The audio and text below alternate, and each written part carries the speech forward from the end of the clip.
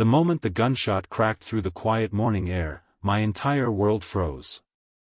My disabled daughter, Lily, barely 12, stood only a few feet ahead of me, her sketchbook slipping from her trembling hands as the bullet whizzed past her shoulder and buried itself into the HOA sign behind her. Her eyes widened in raw terror, her breath catching as if her tiny lungs couldn't understand why someone would try to hurt her. And there she stood, HOA Karen, gripping the gun with both hands, her stance steady, her face twisted into a look of twisted self-righteousness, as if firing at a child was simply enforcing the rules. My heart slammed against my ribs, panic roaring through my veins, but I couldn't look away from Karen's cold stare, or Lily's shaking body, or the thin trail of smoke rising from the gun's barrel. And then Karen whispered a line that changed everything. Before I take you deeper into what happened next, I want to ask you something important. AAP Mary Video Kiss City Se Dek Rahi Hain?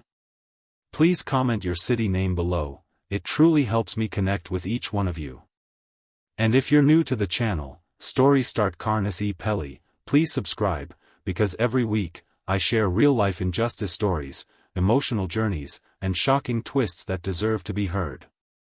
Now, let me take you back to the moment just before that gunshot echoed across our neighborhood. My daughter Lily, 12 years old, disabled since childhood, is the kind of kid who apologizes even when someone else bumps into her. She walks with a small leg brace, holds her sketchbook everywhere she goes, and lives in her own soft, gentle world. She's never broken a rule, never hurt anyone, and never caused trouble, yet somehow that made the pain even worse, because what happened wasn't just an attack, it was a betrayal of every idea we had about safe neighborhoods. That morning, Lily wasn't doing anything wrong. She wasn't vandalizing, she wasn't trespassing, she wasn't causing damage. She simply made a tiny, harmless mistake as innocent as her. She stepped a few inches onto the HOA flower bed while picking up her dropped sketchbook. That's it. A child making a childlike mistake. But for Karen, who lived her life like an angry judge, jury, and executioner, this small step became a declaration of war.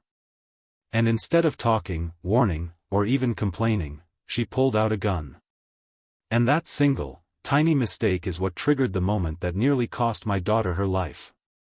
The morning of the incident started out so peaceful that it almost felt unreal looking back, sunlight spilling softly across the sidewalks, the hum of sprinklers misting the grass, neighbors walking their dogs, birds hopping along driveways, the kind of quiet suburban calm that makes you think nothing bad could ever happen here. Lily held my hand loosely, her sketchbook tucked under her arm, her little leg brace making its familiar soft tapping sound with each step, a rhythm I'd grown to love over the years. She was smiling that gentle, shy smile of hers, stopping every few steps to sketch the way sunlight hit the trees or how shadows bent along the curb. Nothing about her presence screamed trouble. She wasn't the kind of kid who touched anything that wasn't hers, let alone destroyed property.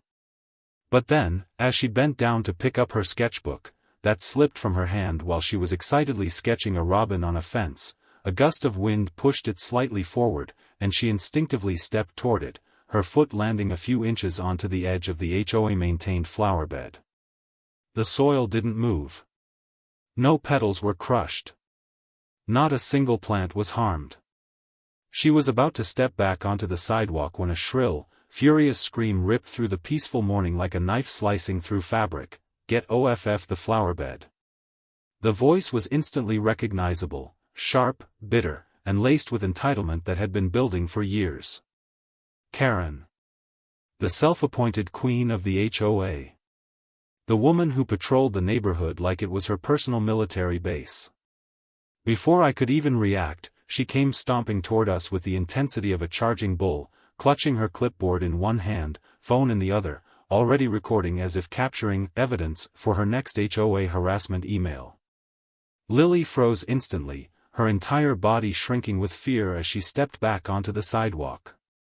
I am sorry," she whispered, her voice barely audible. But apologies meant nothing to Karen. "Sorry doesn't fix rule breaking," she screeched, her face turning red as she marched even closer. "Your daughter has violated HOA property, again." "Again?" She never. I tried to speak, but Karen stabbed a finger toward me. Don't talk back to me. I have told you people over and over, rules are rules. These flower beds cost money. They require maintenance. They are part of our community standards.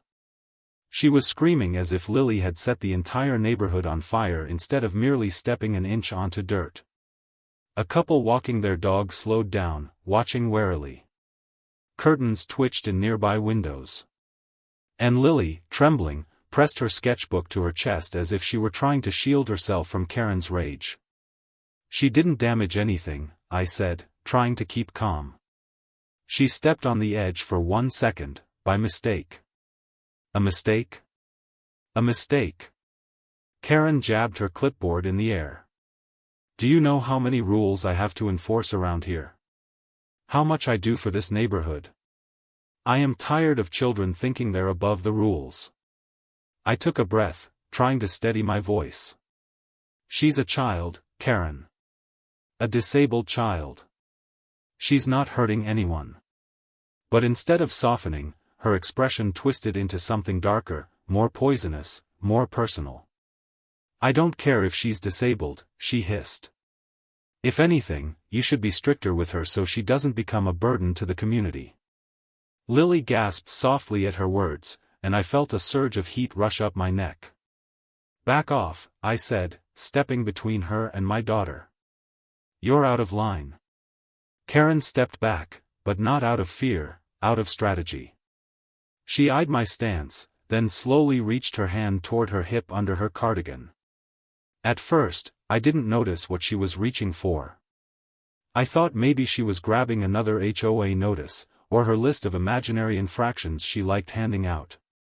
But when her fingers hooked under the small strap at her side and tugged something shiny and metallic free, my stomach dropped. It wasn't a paper. It wasn't a phone. It wasn't a harmless object.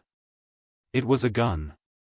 She lifted it casually, as if it were a pen she used to sign violation slips. Rules must be enforced, she said calmly, too calmly. Lily whimpered behind me, gripping my shirt. I raised my hands. Karen, put that down. This is insane. She's a kid. Kids become criminals if they don't learn consequences, Karen snapped. This neighborhood is falling apart because of people like you who don't discipline their children. If she steps on property today, she'll destroy it tomorrow. I won't allow it. Her hand tightened on the grip. Her finger hovered too close to the trigger. The neighbors who'd stopped to watch took a step back, whispering. Someone muttered, "Is that even legal?" Another said, "She can't be serious." But Karen was beyond serious. She was convinced she was right. Convinced she was defending the community. Convinced she was some kind of hero stopping a great evil, when all she was facing was a frightened little girl with a sketchbook. My pulse thundered in my ears as I stepped fully in front of Lily. Karen, think. This is a child. This is not a threat. A threat to the HOA is still a threat, she replied coldly. And then, with the world holding its breath, she raised the gun higher, and pointed it directly at my daughter's chest. For a moment, time didn't feel real, like the world had paused, frozen in a single, trembling breath as Karen stood there with her arm fully extended, the barrel of the gun locked onto my daughter's chest with terrifying certainty. Lily's fingers dug into my shirt, her tiny body pressed against my back as if trying to disappear into me, her breath hitching in ragged, panicked gasps that tore at every fiber of my soul. I could feel her shaking, violent, uncontrollable tremors, and I knew she wasn't just scared, she was traumatized, overwhelmed, paralyzed by a fear no child should ever have to feel. I raised both hands, stepping slightly forward to shield her, my voice trembling as I said, "Karen, put the gun down. Now. Please." But Karen didn't lower her arm, she didn't even blink. Her eyes were cold, calculating, filled with some twisted sense of authority as she hissed, "Move. You're obstructing enforcement of HOA compliance." Enforcement. Compliance.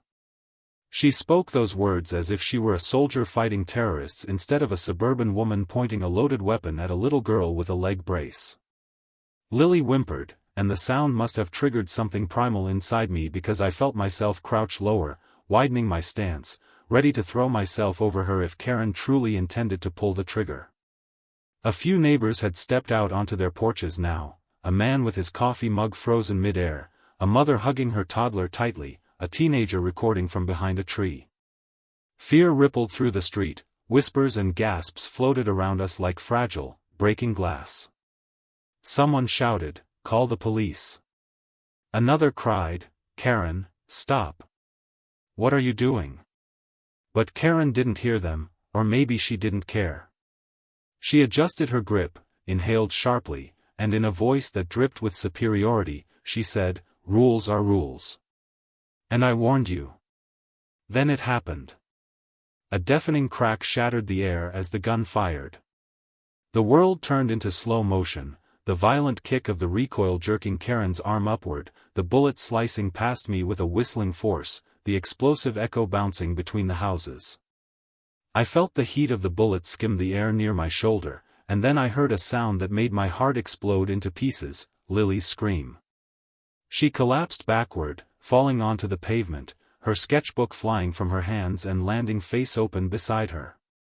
My knees buckled as I whirled around to check her, searching frantically for blood, for wounds, for anything that would tell me if the bullet had found her. But she wasn't hit, thank God, she wasn't hit. The bullet had torn through the HOA entrance sign, splinters scattering everywhere, leaving a jagged hole inches from where Lily had been standing moments before. Still, the shock, the terror, the realization that she had almost died, it crushed her. She curled into herself, sobbing uncontrollably, shaking so violently I had to pull her into my arms just to keep her from collapsing again. But while everyone else stood horrified, Karen smiled. Not wide, not cartoonishly evil, but with a tight, satisfied, self-righteous smirk that made something dark twist inside my stomach. "I told you that would happen if she kept breaking the rules," she said, tucking the gun back into her waistband like she had just completed a routine task. "Maybe now you'll learn." "Learn?" I shouted, my voice breaking with raw disbelief. "You just fired at a child." "A child who disrespects the community guidelines," she replied, shrugging. "You people act like you're special. Everyone has to follow the rules here." A neighbor finally snapped. "Karen, you've lost your mind. She's 12. Karen spun toward her, eyes blazing. "And you don't get to tell me how to enforce order." "I'm calling the police," another neighbor said, already dialing. "You should be arrested." "Go ahead," Karen said casually, brushing imaginary dust off her cardigan. I acted within HOA authority. Everything I did was justified. Justified. That single word made the entire crowd murmur in disbelief, people exchanging horrified, confused, angry looks. Even the ones who usually agreed with Karen, the ones who always complained about kids riding bikes too fast or trash bins not being perfectly aligned on trash day, they backed away from her now, refusing to stand by the madness unfolding in front of them. But the moment the word "police" hit her ears, Karen's eyes flicked around nervously, and she shouted, "The board will back me up. They know the rules. They know I'm right." As if summoned by her voice, two HOA board members, Mr. Porter and Mrs. Lively, stepped out from their houses. They looked conflicted, exchanging glances as the neighbors shouted at them, "Do you support this? She fired at a child." Mrs. Lively's face drained of color. "Karen, you didn't actually." Karen stiffened. "I acted exactly as we discussed. Enforcing HOA violations, firmly. I warned them. Enforcing doesn't mean shooting." Mr. Porter snapped, his voice shaking. "Put that gun down before officers arrive." But Karen backed away, clutching the gun again as if afraid someone would take her twisted power away. "No. I did what was right. I protected the community. You people never appreciate what I do." Sirens wailed in the distance, growing louder, slicing through the heated chaos. Lily clung to my shirt, sobbing, her body trembling in fear that the scene wasn't over, that the danger wasn't gone. And in that moment of chaos, neighbors shouting, board members arguing, sirens approaching, and Karen spiraling into denial, something happened that shifted the entire direction of what would come next. Karen turned and started walking toward her house with the gun still in her hand, as if planning something worse. The moment Karen disappeared into her house with the gun still in her hand, I scooped Lily into my arms and carried her toward our porch, her tiny fingers digging into my shirt as if she were clinging to life itself, her breathing shallow and fast, each inhale shaky and uneven. She was having a full-blown panic attack, her chest rising and falling in short, frantic bursts that scared me more than the gunshot itself. I sat with her on the steps, whispering, "Breathe. Sweetheart, just breathe," but she couldn't, her body wouldn't let her, and the way she shook against me tore open the memory of every time Karen had targeted her before, every time she had harassed us, every time she made Lily feel small or ashamed over things as innocent as chalk drawings on the sidewalk, a bike leaning slightly against a fence, or her leg brace squeaking against the pavement. Karen had always complained, always scolded, always treated Lily as a problem that needed to be contained. And as Lily sobbed into my chest now, trembling uncontrollably, the weight of everything I had failed to stop washed over me like a tidal wave. I had tried to protect her from Karen's cruelty before, but I had never imagined it would escalate into a gun being fired at her. The guilt hit me so hard my vision blurred. I kept thinking, if I had moved faster, if I had grabbed her sooner, if I had kept her home today, but guilt doesn't change reality, it only deepens the wounds. And as I held her, trying to calm her, my phone buzzed repeatedly in my pocket, a sharp vibration that I tried to ignore until it became relentless. When I finally checked it, my stomach dropped. Karen had already begun spinning a twisted narrative in the HOA group chat, typing long, frantic messages about how she defended the community from a dangerous, non-compliant family, claiming my daughter attempted vandalism, and that I had charged aggressively toward her, forcing her to act in self-defense.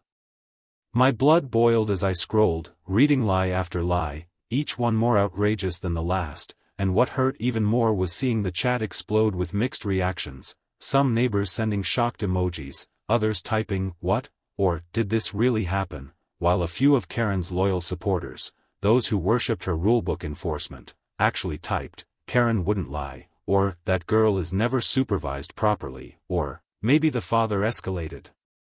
Each message felt like a fresh wound, a betrayal by people we'd waved to for years, shared barbecues with, helped carry groceries, watched their kids when they needed a break, people who had seen Lily grow up, who knew her gentle nature. And now, because Karen had crafted her version first, they doubted us. They doubted her. They doubted my little girl who was now curled in a ball beside me, whispering, "Daddy, I didn't do anything wrong. I didn't. I promise," and hearing that broke something deep inside me. I pulled her closer and whispered back, "I know, baby. I know you didn't. You did nothing wrong," but the pain in her voice, pure, innocent confusion about why she was being punished for being a child, felt like someone squeezing my heart with an iron fist. Just then, footsteps approached, and I braced myself, expecting another neighbor to confront us, but instead it was Mrs. Patterson, the elderly woman with rose bushes Lily loved drawing, rushing toward us with tears in her eyes. "Oh, sweetheart," she cried, kneeling next to Lily.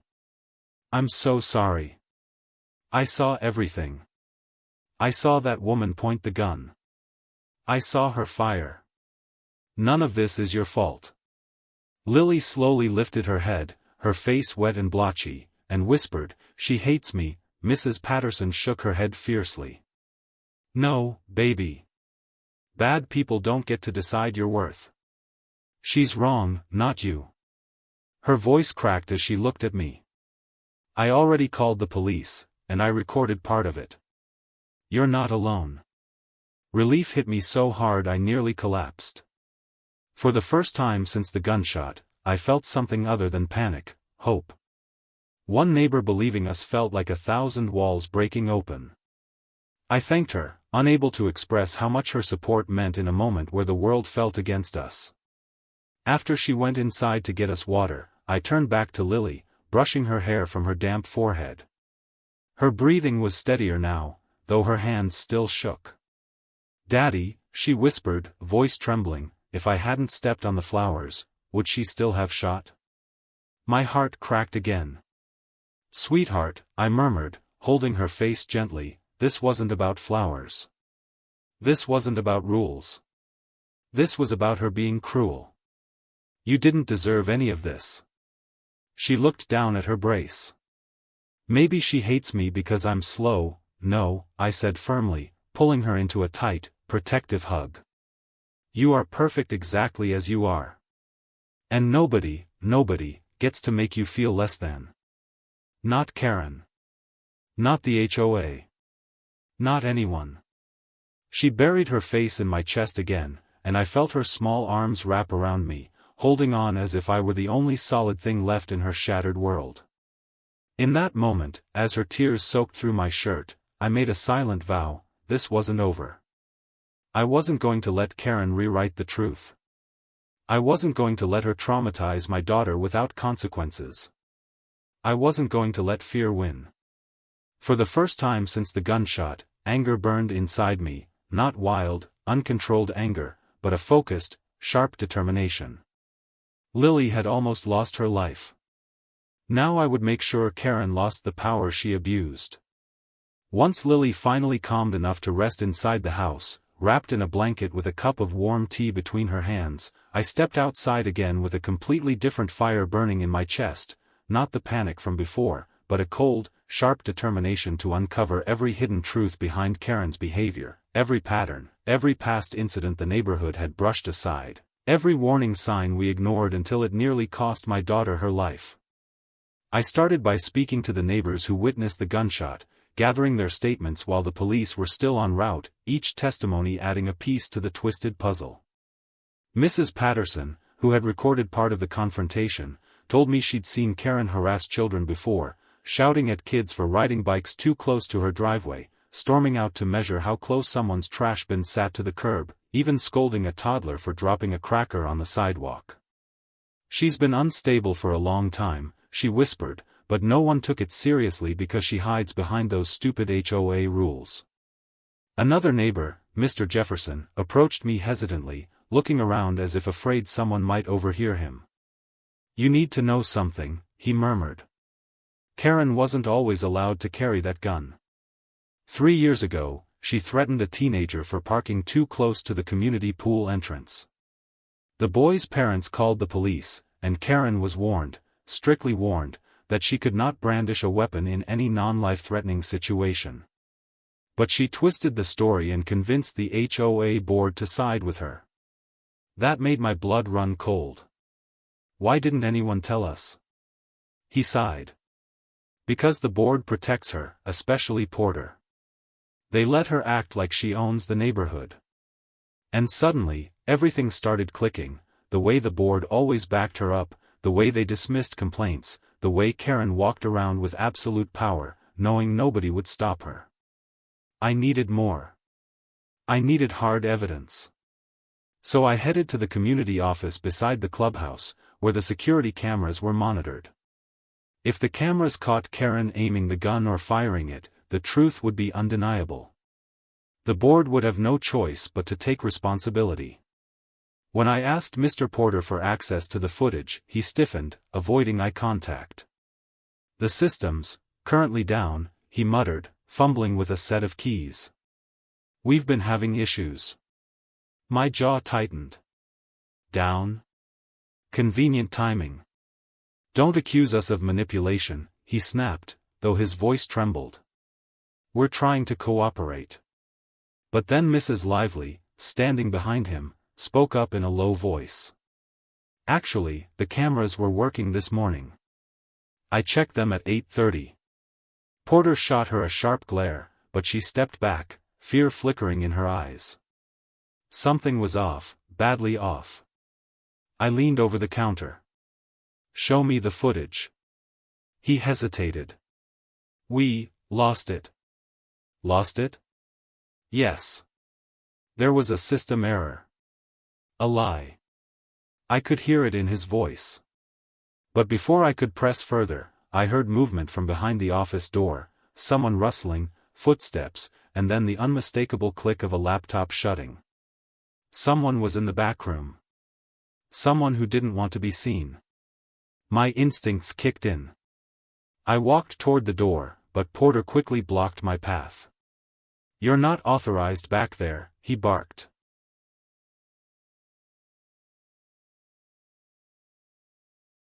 "That's restricted HOA property." I stepped closer, lowering my voice into a cold, steady tone. "My daughter was nearly killed. Nothing is restricted to me anymore."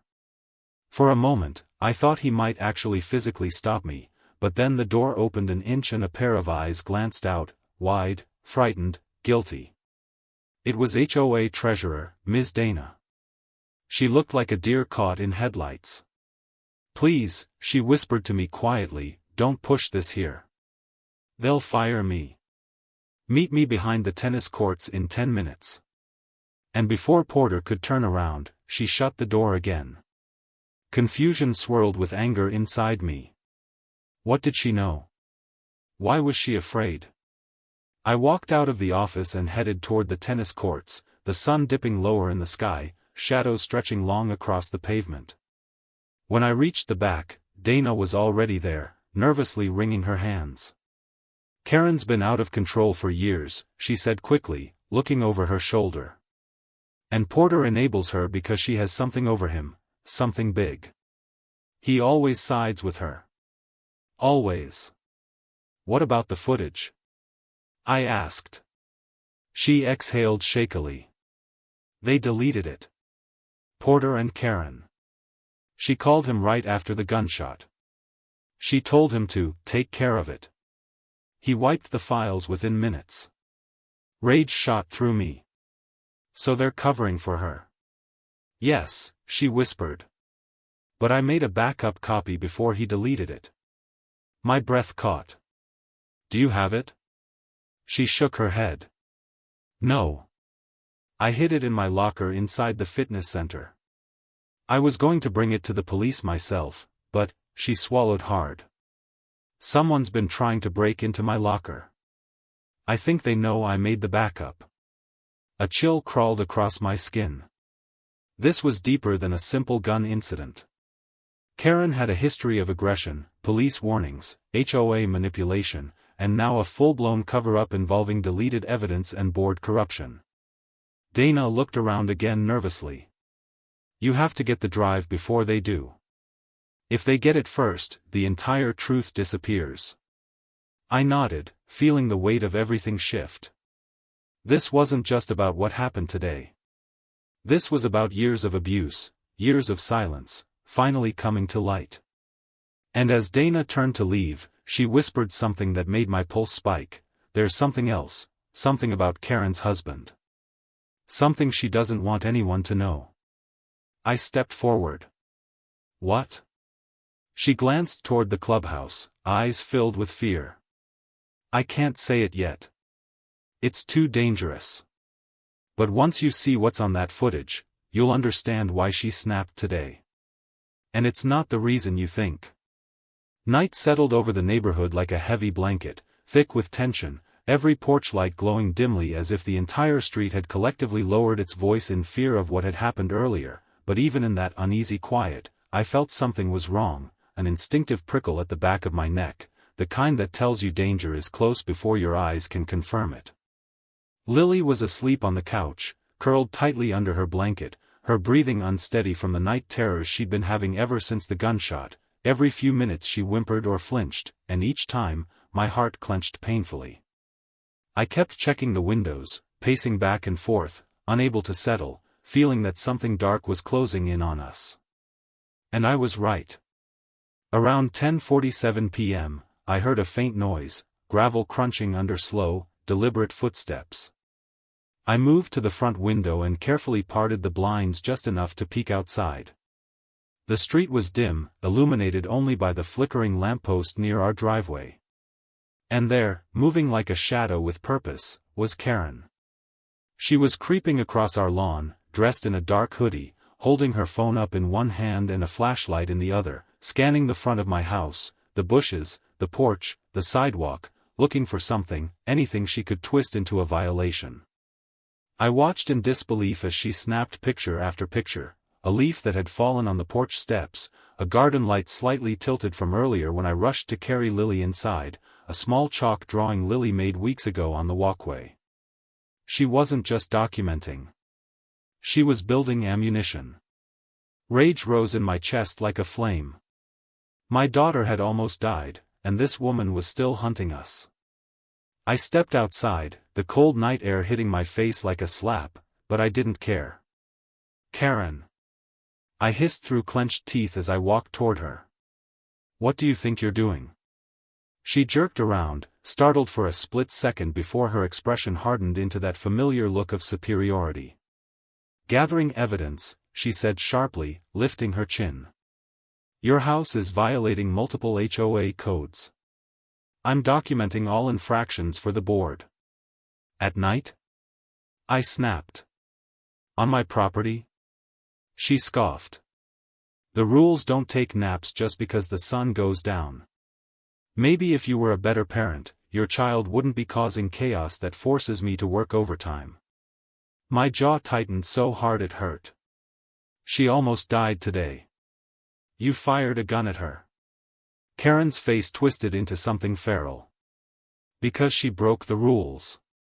And if the board had any backbone, they'd back me instead of bending to your sob story. I should be the one who's protected here, me. Not your brat." At that moment, a soft cry drifted from inside the house. Lily had woken up, her fragile voice calling out, "Daddy, where are you?" Hearing that tremble in her voice reignited my fury. Karen noticed it too and smirked, stepping closer to my porch as if she owned it. "Maybe she needs another warning to learn her place," she muttered. That was it. I stepped between her and the house, blocking her view. "Get off my property, Karen. Right now." She laughed, an unhinged, bitter laugh. "Or what? You'll call the police? They won't help you. Porter told them it was all a misunderstanding. He protected me. He always does." I clenched my fists but forced myself to stay composed. "The truth is coming out. You know it. Everyone knows it. You can't hide this time." Karen's face twitched, fear flickering beneath her anger. But instead of retreating, she raised her phone again, snapping another picture of the porch light. "This bulb is too dim. Code 14B, she muttered. "Your lawn edge isn't trimmed evenly. Code 7C. And your railing has a small rust spot. Code 5A. I could barely breathe from the anger building inside me. "Stop." "No," she snapped. "I warned you people. I've kept this neighborhood in order for years. If I don't enforce the rules, everything falls apart. I'm all this place has. Without me, this street becomes trash." Suddenly, another voice whispered from the shadows. "Everything's already trash, because of you, Karen." She spun around, startled. Standing halfway behind a parked car was Mr. Jefferson, phone raised discreetly, recording everything. Karen's eyes widened. "Are you recording me?" "Someone has to," he said coldly. "You're out here trespassing and threatening a family whose child you traumatized." Karen's face went red with rage. "Delete that right now. That's private property. I'll sue you." "Go ahead," he replied calmly. "I've already backed up the video to cloud storage." Karen shrieked, a raw, furious, unhinged sound, as she lunged toward him, but I stepped forward again. "Back off." I shouted, and for the first time all day, Karen hesitated. Her hand hovered near her hoodie pocket. My blood turned to ice. "Karen," I warned, voice low and deadly, "don't you dare touch that gun again." She glared at me, wild-eyed. "I'm the victim here. You attacked me. Your daughter attacked the community. I did nothing wrong. Her voice grew louder, more frantic, echoing down the quiet street. The rules matter more than your child. That scream pierced through the night, and suddenly, from inside the house, Lily cried out again, sobbing, "Daddy, please. Come back." I felt something inside me break, not with rage this time, but with pain. Hearing her cry like that, it was unbearable. "Go home, Karen," I said firmly, breathing hard. "This is over." "It's not over," she spat. "I'll have your house fined. I'll have you removed. But then, from far down the street, a distant sound rose, police sirens, growing louder by the second, flashing blue and red lights reflecting against mailboxes and windows. Karen froze, eyes widening, her mouth dropping slightly as panic flashed across her face for the first time. Mr. Jefferson kept recording as the patrol car rolled up, tires crunching against the pavement. Karen took a step back. I took a step forward. The car stopped. Doors opened. And two officers stepped out onto the street, staring directly at Karen. The moment the officers stepped out of the patrol car, the entire street seemed to hold its breath, watching with wide eyes as Karen stood frozen in the middle of my lawn, her phone dangling from her trembling hand, her face draining of color as reality finally began sinking in. The officers approached slowly, calmly, but with firm authority, their flashlights cutting through the darkness as they asked, "Ma'am, we received reports of a firearm being discharged. Are you the homeowner?" Karen stammered, No, I'm the HOA president, and I was just enforcing," but before she could finish, Mr. Jefferson stepped forward with his phone held high. "Officers," he said clearly, "I recorded the entire confrontation earlier, and what she's doing right now." His voice echoed with a strength that made my chest tighten with gratitude. One of the officers took his phone and began reviewing the video, while the other turned toward me. "Sir, is your daughter inside? Is she safe?"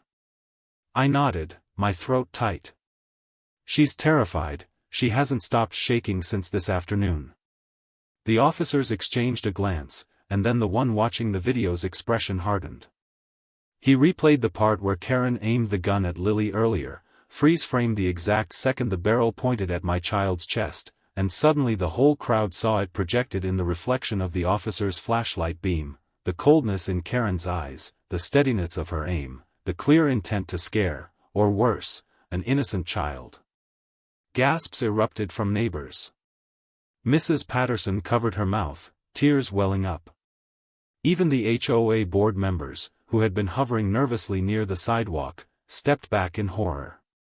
Mrs. Lively shook her head, whispering, "Oh my God. Karen, what did you do?" Karen panicked instantly, lunging forward. "That's fake. It's edited. He's lying. They're all lying." But the officer raised his hand, silencing her. "Ma'am, this is clear evidence of aggravated assault with a deadly weapon. And according to multiple eyewitness statements, this wasn't an accident." At that exact moment, Dana, the HOA treasurer, emerged from behind the row of hedges, a small USB drive clenched in her shaking hand.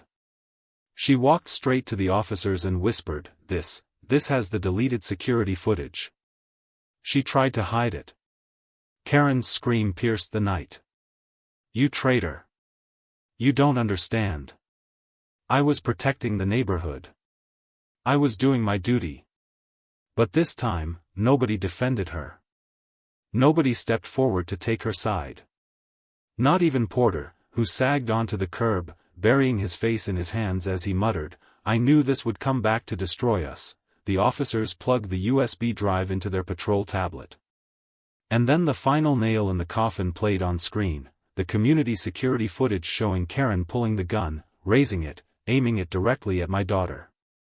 Slow motion, high resolution, undeniable. A collective gasp rippled through the crowd. Some people cried. Others shook their heads. A few parents grabbed their children and held them tightly, as if imagining the bullet hitting their own. Mrs. Patterson sobbed openly. Even the officer reviewing the footage clenched his jaw, visibly disturbed. Then came the command that felt like justice itself stepping onto our street. "Ma'am, place your weapon on the ground and put your hands behind your back." Karen stumbled backward, shaking her head violently. "No, no. I'm the HOA president. I make the rules. You can't arrest me. They're the ones who should be punished. They broke the rules." But the officers repeated the command, firmer this time, and finally, shaking uncontrollably, Karen set the gun on the grass. As they handcuffed her, she screamed and kicked, shouting curses, blaming everyone but herself, insisting she was the victim. But nobody believed her now. Not when the truth stood clear as day. Not when the evidence showed everything.